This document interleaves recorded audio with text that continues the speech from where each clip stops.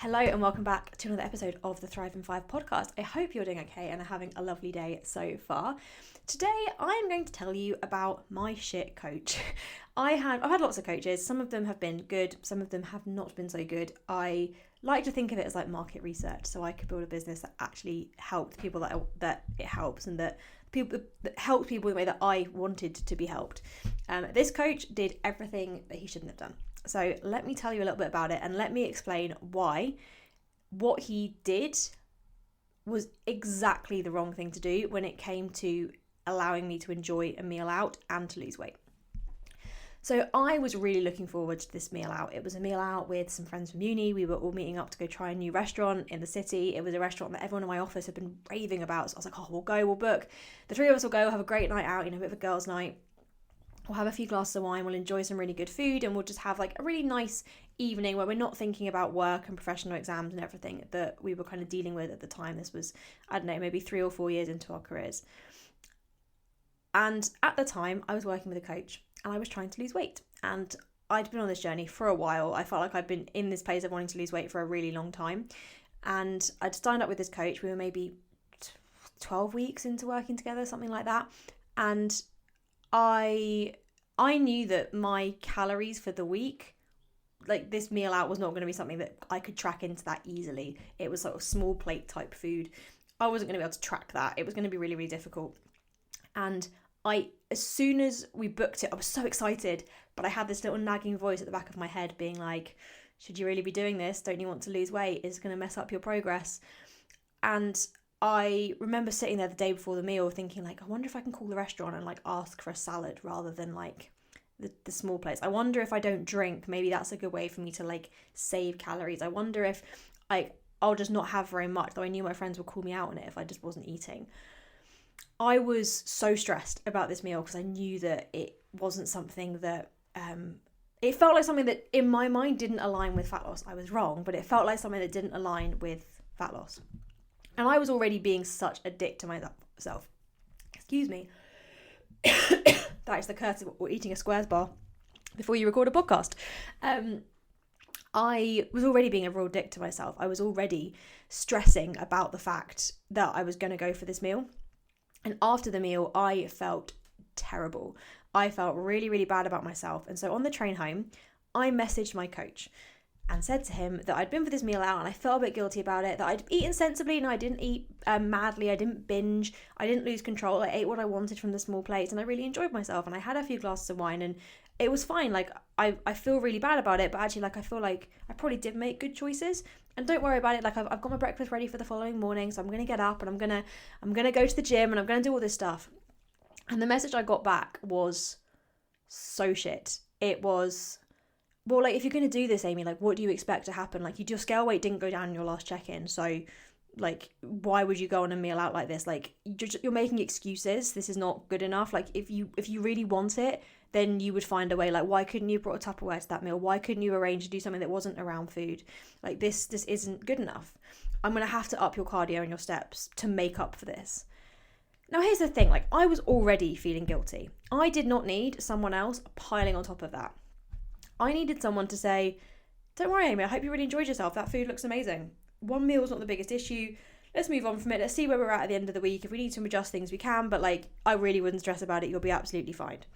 Instead, I was made to feel like I'd failed, that I needed to undo what I'd done, that I needed to make up for it. I needed to correct my decision.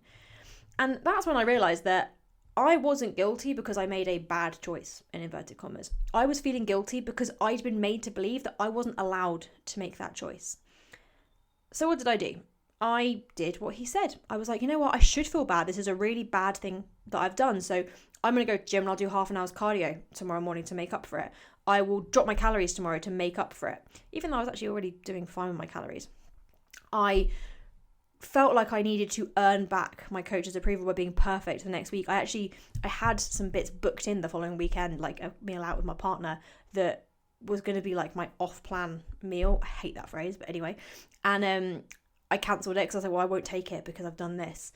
And yeah, it worked. The scale started to go down a little bit. My coach was like saying that I was doing better, but I was scared of going off plan again. I was scared that he would have that reaction to me. I was really scared, to be honest, about what I was doing. I started lying and saying that I wasn't going out when I was.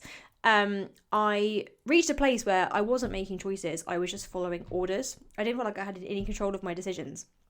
And so I just started rebelling against it and not telling him the truth. And what it started to do was I didn't really enjoy my workouts, which was what I'd actually started coaching to do. I wanted to get into the gym and learn how to train. I wasn't enjoying my food day to day, and then I was just binging on those times and then lying about it to him. I wasn't actually enjoying living. I wasn't actually doing what I should be doing to enjoy my life, because it wasn't about losing weight or getting results anymore. It was about, I'd started dieting because I wanted to enjoy my life more. I wanted to be able to get dressed up. I wanted to be able to eat out.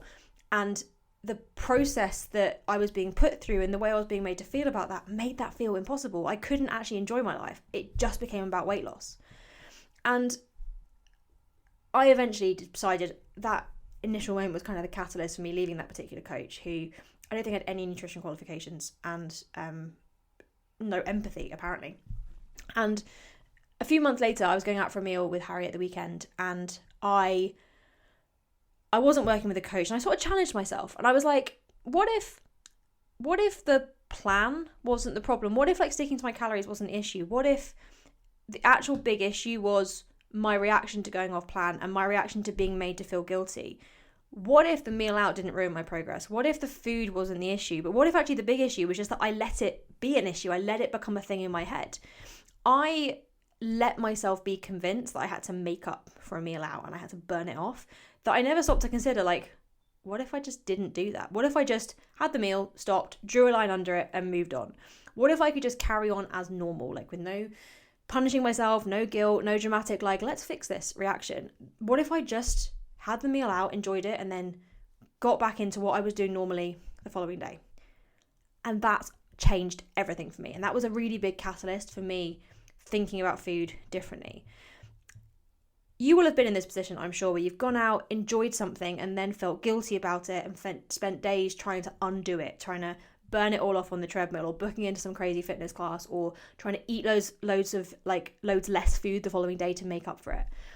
So instead of doing that, instead of asking, how do I make up for this? How do I burn this off? Just ask, what is my next normal choice? Because you don't need to fix anything. You don't need to undo anything. You just need to keep going. And when you can start to see that those choices that you make, they aren't mistakes, they're just part of a bigger picture. You are just the average of all of the choices that you make. And yeah, if you're eating out every single day, that's going to impact your progress. But if you go for a meal out and you really enjoy it, and then you go back to normal afterwards, on average, that's not going to be the thing that undoes your progress. There is nothing for you to feel guilty about. I hope you found that episode helpful. Sorry for me choking in the middle of it. Next time, I'm going to be taking this one step further. I'm actually going to give you some practical ways to handle these moments so you don't just kind of get through them, but you actually can feel in control when you go for those meals out, before those meals out even happen, so you can start to catch yourself without the guilt, without the overcorrection, without the need to undo it. I hope you found that useful, and I will catch you tomorrow.